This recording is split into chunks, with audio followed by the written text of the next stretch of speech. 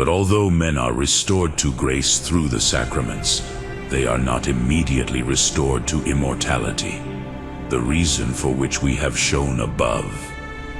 But whatever is corruptible cannot be perpetuated except through generation. Therefore, because it was necessary to perpetuate the people of the faithful until the end of the world, it was necessary to do this through generation, through which the human species is also perpetuated. It must be considered, however, that when something is directed to different ends, it needs to have different directions towards the end, because the end is proportionate to the agent. Now, human generation is directed to many things, namely to the perpetuation of the species, and for the perpetuity of some good politician, for example, for the perpetuity of the people in a certain state. It is also directed to the perpetuity of the Church, which consists in the gathering of the faithful.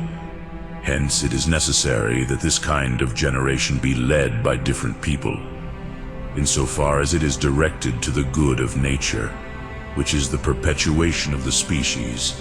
It is directed to an end by nature inclining to this end, and thus it is said to be the duty of nature.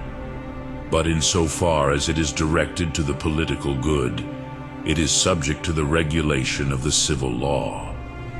So far as it is directed for the good of the Church, it must be subject to ecclesiastical government. But those things which are dispensed to the people by the ministers of the Church are called sacraments. Marriage, therefore, as it consists in the union of a man and a woman, intending to beget and educate children for the worship of God, is a sacrament of the Church. Hence, a certain blessing is applied to those who marry by the ministers of the Church. And as in other sacraments, by those things which are done outwardly, something spiritual is figured. So also in this sacrament, by the union of the sea and the woman, the union of Christ and the Church is figured, according to that of the Apostle to Ephesians 5:32. This sacrament is great, but I say, in Christ and the Church. And since the sacraments accomplish what they represent, it is to be believed that by this sacrament grace is conferred on those who marry, by which they belong to the union of Christ and the Church, which is most necessary for them, so that they are so intent on carnal and earthly things that they are not separated from Christ and the Church. Therefore, since by the union of the man and the woman the union of Christ and the Church is signified, it is necessary that the figure correspond to the meaning.